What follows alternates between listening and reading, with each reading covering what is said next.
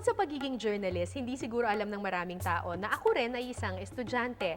2 taon na akong kumukuha ng aking master's degree in Philippine Studies sa University of the Philippines. At ang thesis ko sa school ay tungkol sa nagbabagong kultura ng mga Negrito. Ngayong gabi sa Eyewitness, napagdesisyonan ko na akyatin ang bundok ng Sierra Madre. Nalaman ko kasi na meron pa raw doon grupo ng mga Negrito na pilit pang pinepreserve yung kanilang kinagisnang kultura. So, susubukan kong makipamuhay sa kanila, maghanap ng aking pagkain sa kabundukan at tumira at matulog sa kanilang mga bahay doon.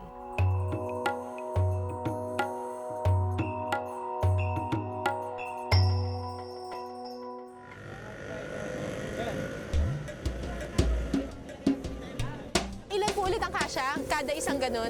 12. 12. So, 24. Standing room only pala kayo, kuya, no? Medyo na-late kasi kami ng dating. Dapat talaga 12 o'clock nandito na kami. Nauna na yung mga ibang pasahero. So, nauna yung mga gamit nila. Baka dapat sa bubong na kami sasakay. Muntik na ako dun, ah! Thanks, kuya. Salamat po. Dito ako. Dito. Okay. Ganyan. Big naman. So, nakasakay tayo ngayon dito sa jeep na papunta ng Barangay Santa Ines. Yung Barangay Santa Ines, ang pinakamalayong barangay sa Tanay. Dulong-dulo na ito ng Tanay. Araw-araw, 2 jeep lamang yung bumabiyahe papunta doon. Isang 12 o'clock at saka isang 3 o'clock. Marami ng tao doon sa loob ng jeep, kaya nandito na tayo sa bubong. Maya-maya daw, siksika na rin mismo dito sa bubong ng jeep. Ay! Ano yan, kuya? Kumusta naman?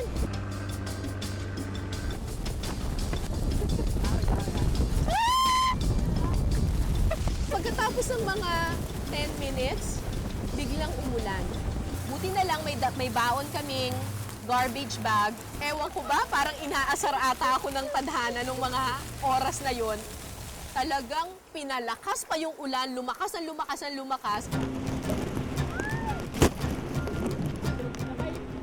Kailangan maganda yung kapit mo sa lubid, tsaka magaling kang umilag-hilag sa mga branches, tsaka sa mga talahib. Exciting siya, tsaka kakaiba siyang experience.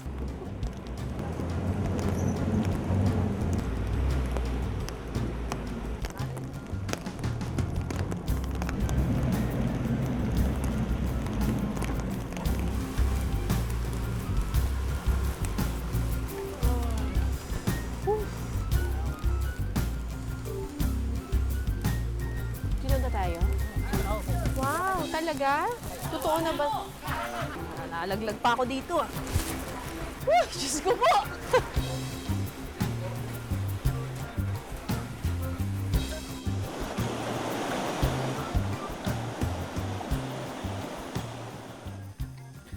Mga 2 hanggang 3 oras pa daw yung lalakarin natin mula dito sa Barangay Santa Ines papunta doon sa sitio Kinabuan. Puro mga dumagat na raw tsaka mga remontados yung nakatira doon. Medyo maputik daw yung daan at tsaka mga 7 hanggang 8 ilog daw yung tatawirin natin.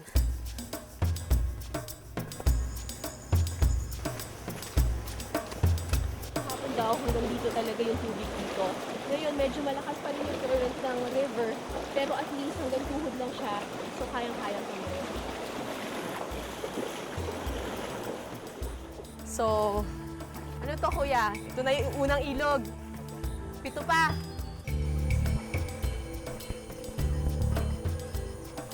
Mahigit 1 oras pa? Saan bang bundok tayo pupunta, kuya? Yun, yung bundok na itim na yun. Saan? Yun, yung itim. Anong bundok na itim? Yung sa baba na dito. Saan banda? Hindi ko nakikita. Yun po yun. Yung alin po? Yung kulay asul na yun. Sa banda rito lang tayo. Ayun po? Opo. Ang layo pa! Hindi, sa banda rito na naman tayo. Hindi naman talaga sa banda rito. Yan, sa baba lang sabi. Sa baba niyan? Eh mukhang ang layo pa rin eh.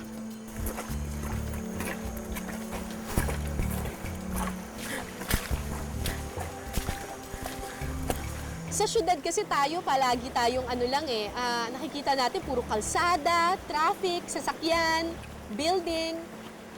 Minsan kailangan mo talaga ng break na ang makita mo naman ay tubig, putik, bato, malalaking bato.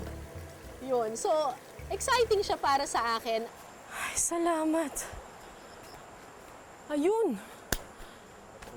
Halika na, kuya.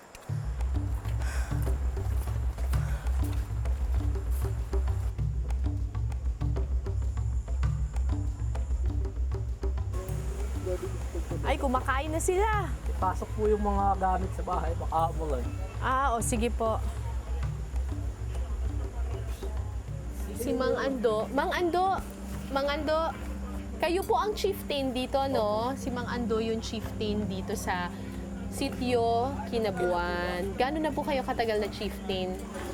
Tagal na po, siguro may 15 taon na po. Wala.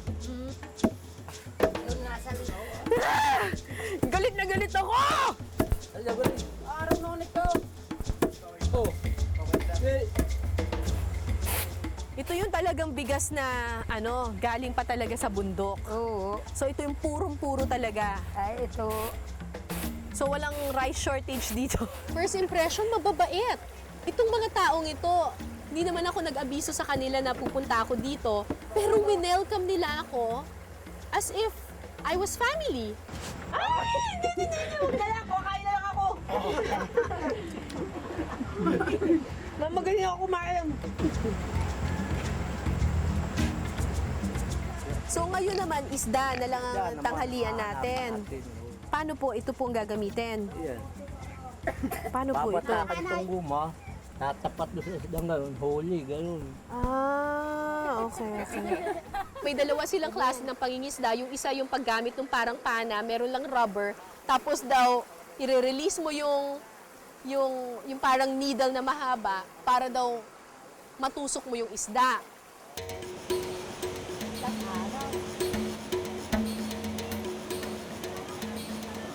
Medyo sinusumpa ko na ng konti yung mga bato nun kasi sobrang madulas sila, nakakatakot, delikado. Pero pagkatapos ng ilang minuto na paglalakad, nakita ko yung waterfalls. Ang ganda! Pakiramdam mo na wala lahat ng pagod mo. Kasi ang galing-galing ng Panginoon, nakalikha siya ng ganitong kagandang lugar. Tagong-tago siya.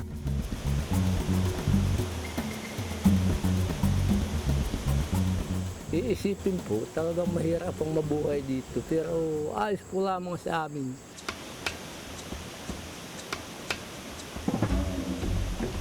Maglalagay ka ng katsa dito, susuot ka ng antipara, tapos magsisisid ka sa ilalim. Pag may nakita kang isda, huhulihin mo siya using your katsa. Tapos hanggang sa maipon yung isda dito sa katsa. Ang hirap niyang mahanap kasi kakulay niya yung bato. At saka ang bilis niyang kumilos kasi yung liit-liit niya. Pero na-challenge ako eh. May nahuli ako! Madali siyang matuto. Pag iisda. Madali siyang makaano ng kilos katutubo. Kami nananakawan yung mga taga-barangay. Kinukuryente nila itong aming ilog. Nahuhuli nila yung mas maraming isda. Baka maubos yung aming isda ay. Pag naubos, wala naman kami pirang pambili ng isda. Hindi na kami makaulam ng isda. Kukuha lang sila nung sapat lang para sa araw na yon. Kailangan pangalagaan mo yung environment mo, yung kalikasan mo. Huwag mong uubusin yung binibigay na biyaya sa'yo ng kalikasan. Kasi baka bukas makalawa, wala nang ibigay sa'yo, magugutom ka.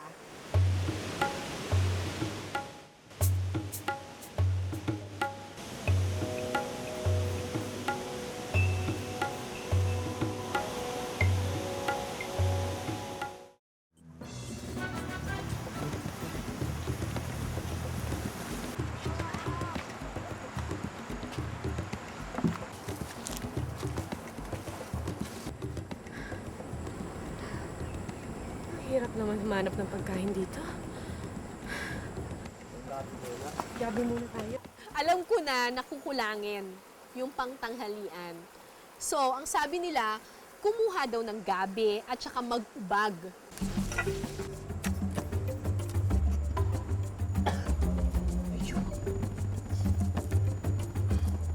So, ito na po parang ano ninyo, kanin nyo? Parang bigas nyo? Parang namin kanin.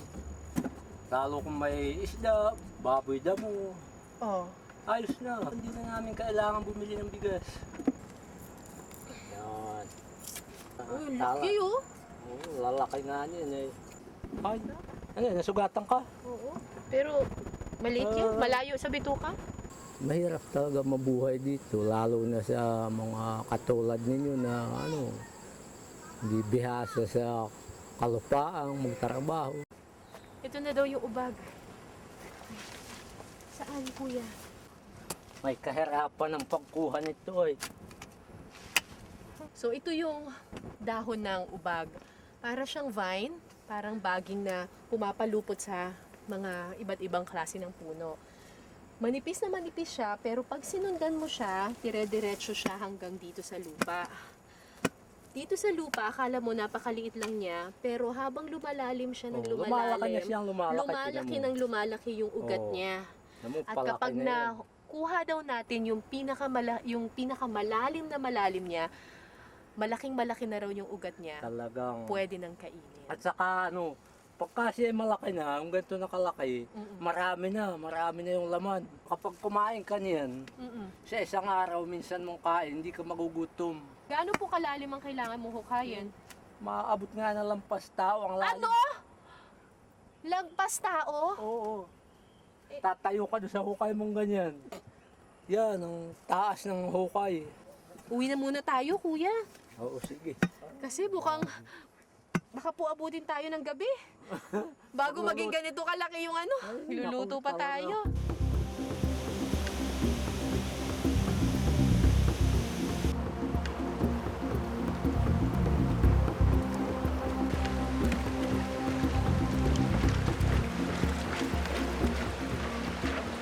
Kahit wala kaming pera, masaya kami. Sagana kami. Kaunting kuskus lamang namin sa bubo at kakain kami. Eh bakit kapag sa syudad, Kapag ka, ano, mahirap talaga doon. mas mahirap ba sa syudad? Bawat kilos mo, pera. Lang pumirap.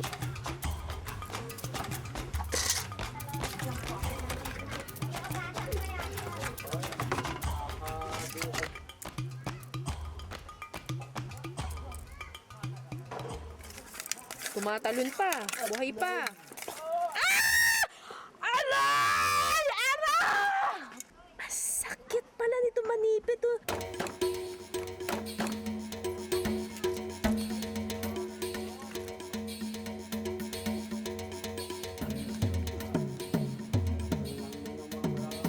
Nilagay lahat ng kanin dun sa ano, para bang boodle fight.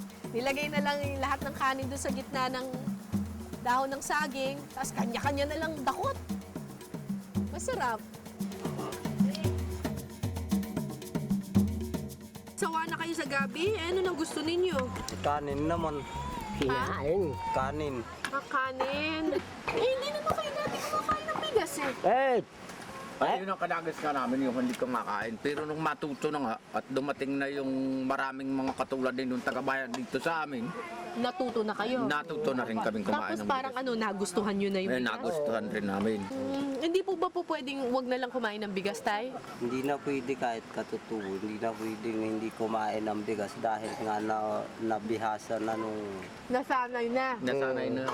Nalungkot ako nung sinabi nila sa akin na simula daw nang makatikim sila ng bigas, naging mahalaga na rin daw sa kanila yung pera.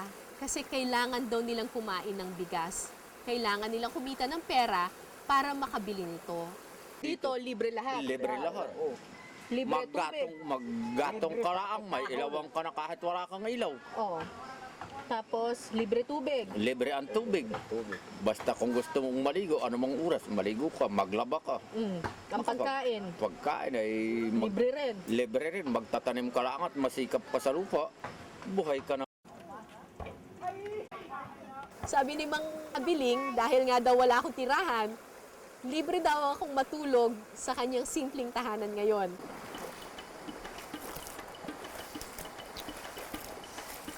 So, ito yung first night natin dito sa sa Sitio Kinabuan. Makikituloy tayo sa isang dumagat family kay Mang Abiling. Sabi ni Mang Abiling, yung bahay daw niya malapit daw sa waterfalls. Saan kaya yun? Eto siguro. Mang Abiling! Kumusta po? Okay naman. Ito po ba yung bahay nyo? Ito. May papag, tapos may nakatukod na ganon, tapos meron lang maliit na bubong. Hindi ko ma-imagine na yun yung bahay. Paano madali mong gawin? Hindi Madali- ka na maghihirap. Oo. Ay yung gagawa ka ng magmamamartelyo ka pa kung kailan mabuo ay saka kalilipat. Saka ka doon sa sarili mong bahay. Oo. Ay ito, pag pundong-pundong ganito, sandali lang ay isang araw, wala pang isang araw ay gawa na, makatutulog ka na. Madali rin baklasin. Bakit kailangan madaling baklasin yung bahay? Dahil lang sa yung aming matatanda ay takot nung araw Oo. sa mga katulad ninyo. Bakit po? Ay awang ko bang hindi ko yung Ayaw nila mahaluan. ayaw nilang mahaluan ng katulad ninyo. Dumating ang Bisaya. Dumating Eh sa- paano kapag may dumating na naman dito? Ay paglalaban na namin ito, hindi na obra silang.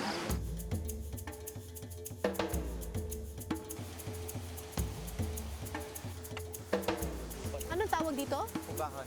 Pugahan.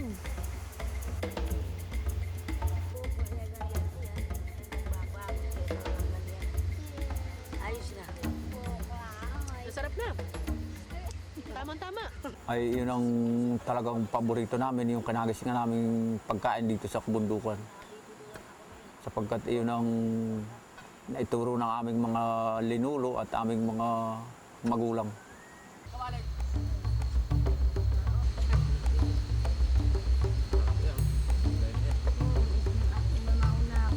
Tama kayo, masarap nga talaga yung gulay na yun. Masarap yan.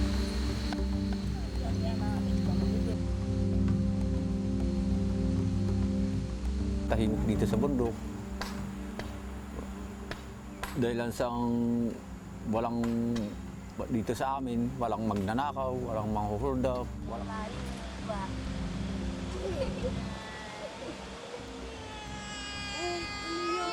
Hindi naman natin binibigyo ka lamang. Naman na naman. Wag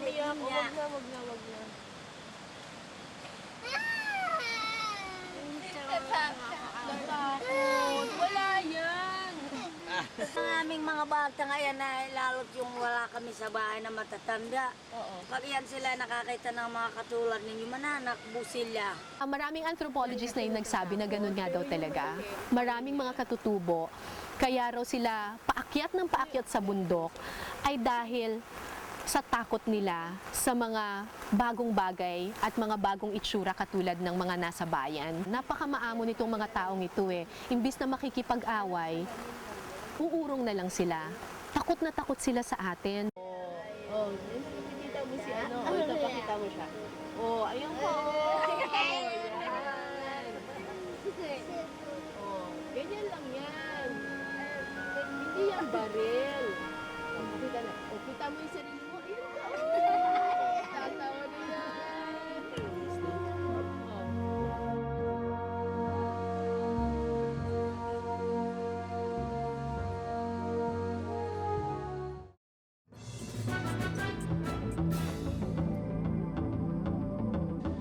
Last month lang, pinadala ako ng eyewitness sa isang relocation site ng gobyerno na merong 4 na dingding, may pinto, may bintana at may bubong.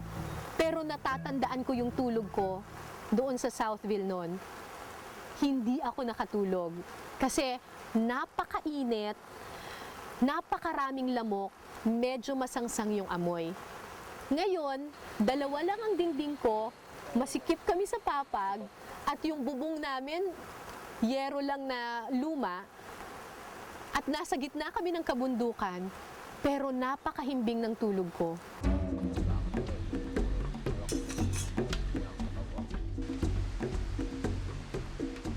Nakipig ka ba?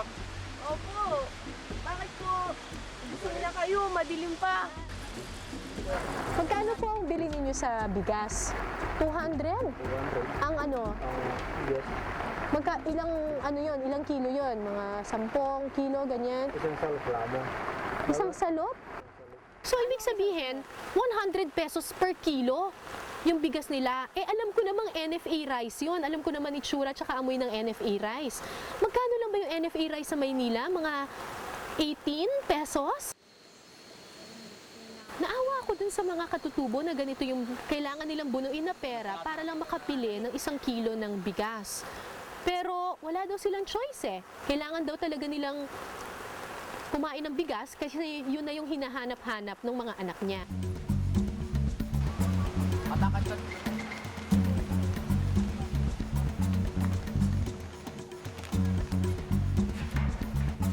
So tuwing kailan po kayo nagbabaklas ng bahay? Ah, mas kinakanuuran dahil Kaya anong oras pa? Alis kami sa papuntang Harap Bukay. Isa lang ang bahay niyo? Isa lang. Palipat-lipat lang? Palipat-lipat lang. Kung saan yung aming harap buhay, naroon kami. Pag walang buyer, yung pagkakaingin namin, pagtatanim ang aming hanap buhay, Kung nasaan ang hanap buhay, naroon kami. nandun kayo. Nandun din ang bahay. Naroon din ang bahay. Chinelas ka pa, hindi mo naman nilalaman.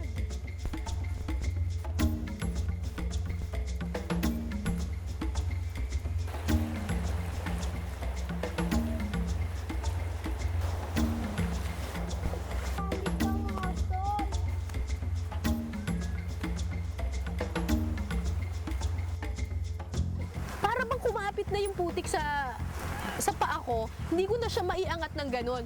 Nung pinwersa kong iangat ng ganon, napigtas yung tsinelas. Ang sakit. Ang hirap na walang tsinelas. Ito, nasugat. Nasugat to eh, nasabit. Ito limatik na sumiksik eh, kaya siya, ayan ata. Kaya siya nagdudugo.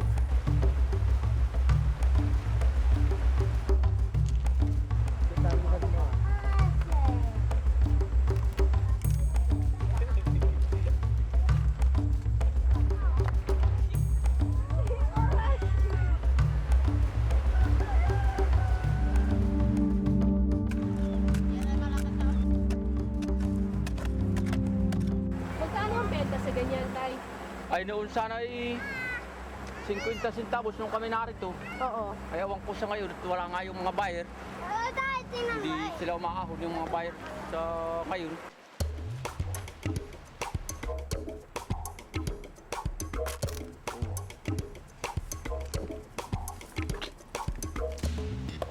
Ayun.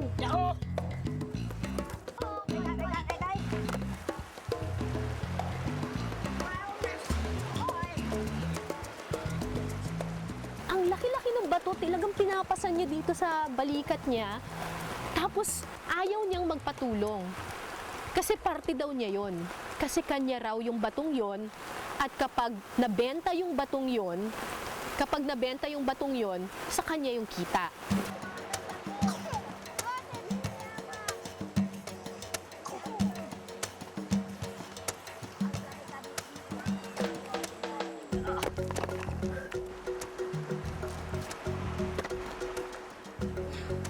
Diyos ko, baka mapaanak ako nito. Nako, ay huwag kang magbubuhat yan. Pambili ng ano yan?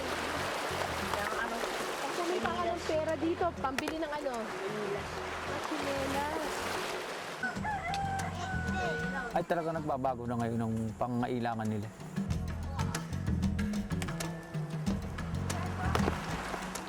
Pero kayo po hindi nagchichinelas. Ay hindi ako sanay sa ang kusinilas.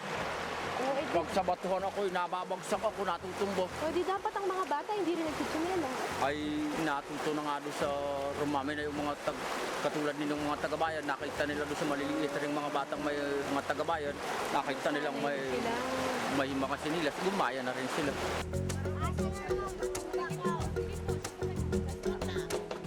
Dahil dun sa paghahangad nilang magkaroon ng tsinelas, kailangan nilang magpasan ng ganun kalalaking bato para lang makabili nito. Ang unang instinct ko noon, inisip ko noon, eh di bigyan ng tsinelas ang bata. Pero, masusolusyonan ba talaga natin yung problema ng mga katutubo kapag bigyan natin sila lahat ng tsinelas? Mga ilang kilo na kaya to, Tay? Ay, ito, abot na lang mga 25. 25? Oo, 25 kilos. So, magkano yon sa peso? Times 50 centavos? Eh di 12 pesos pa lang? 12.50 pa lang? Ang pangarap ko ay manatili kami dito sa bundok. Pero ang mga bata po ata, iba na yung pangarap, ano? Iyan na ang sa tingin ko, iba na yung sa ngayon, yung mga bata. Pero yung aking mga anak, hindi ko papayagang manatili sila doon sa ano. Ayaw ko silang ipatira doon sa katulad sa kabayanan.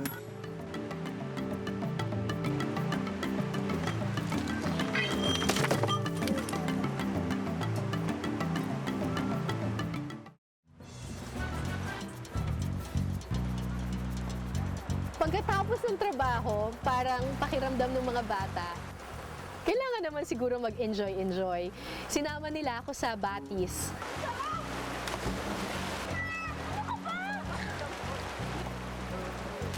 Doon mo nare-realize kung gaano kayaman itong bundok ng Sierra Madre. And may isip mo yung mga sinabi ni Mang Abiling na mas gusto niya dito sa bundok. Kasi ang ganda-ganda nga naman talaga ng lugar nila. Papakita ko po sa inyo yung picture ng mga iba pong mga bago ako magpaalam kay Mang Abiling. Ilang beses ko sa kanilang kinuwento yung mga negrito doon sa lugar namin sa Pampanga at saka sa Zambales na sa kasamaang palad may ilan sa kanila na namamalimos na sa syudad. 'Di ba ganito dati mga ninuno ninyo, mga nakabahag? Oo, ganyan. 'Di ba? Meron mapuputi na po. Ang puti, oh! Tingnan mo ito, oh. Nagpaunat na ng buhok. Kayo, Nay, ayaw nyo magpaunat ng buhok. Ay, ayan na, hayaan na. Ayan, at iya, talagang ganyan na. Ayan na, talagang pinagkaloob na sa akin. Tsaka nag-ano na rin sila, kutsara. Tagang natuto na rin. Natuto na rin. Tapos, may iba naman na para makapag-aral at mabili yung mga bagay na gusto nila, pumapasok silang katulong, kasambahay. Ay, yung katulong, para kang kalabaw na may tusok ang ilong na kung saan kahilahin ay naroon ka. Saan kautusan, naroon ka. Hindi ako titira sa kabayanan ng mamamalimos, hindi nabali ako na sa kabundukan. Malaya ka dito, ay sa kabayanan, hindi ka malaya. Ang pangarap ko yung lahat ng katutubo, pagbibigyan kami ng isang mga pain naming sarili namin at magsama-sama kami ng maganda. Yung hindi na kami magugulo pa doon sa lugar.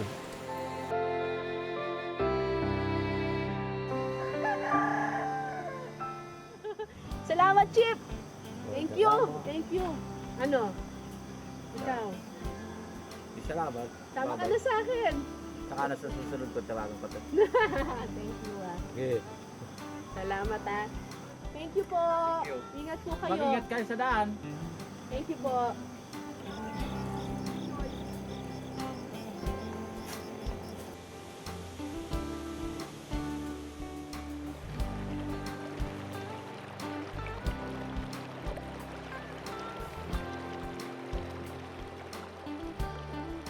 Napakaganda nung experience ko dun sa bundok ng Sierra Madre. Oo, marami na akong mga na-interview na iba't ibang mga Negrito communities, pero marami akong natutunan dun sa tribo ni na Mang Ando at saka ni Mang Abiling. Tuwang-tuwa ako na meron pang mga tao na pilit pa rin talagang kumakapit, talagang para ma-preserve yung kanilang kinagis ng kultura.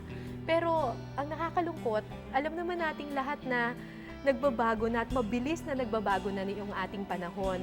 Talagang sooner or later talagang kakapit na tayo sa modernisasyon. Ang hiling ko lang sana yung mga katutubo natin at sana tayo ring mismong mga Pilipino, kahit na sumunod na tayo sa agos ng panahon, magbago na yung ating syudad, yung ating mundo, sana hindi natin makalimutan yung ating pagka-Pilipino, yung kung saan tayo nanggaling at saka lalong-lalo na yung mga tinuro sa atin ng ating mga ninuno. Kumbaga, sana hindi natin kalimutan yung ating sarili kahit na nagbago na yung ating mundo. Maraming salamat sa pagtutok ninyo sa Eyewitness mga kapuso. Anong masasabi ninyo sa dokumentaryong ito? I-comment nyo na yan. Tapos mag-subscribe na rin kayo sa GMA Public Affairs YouTube channel.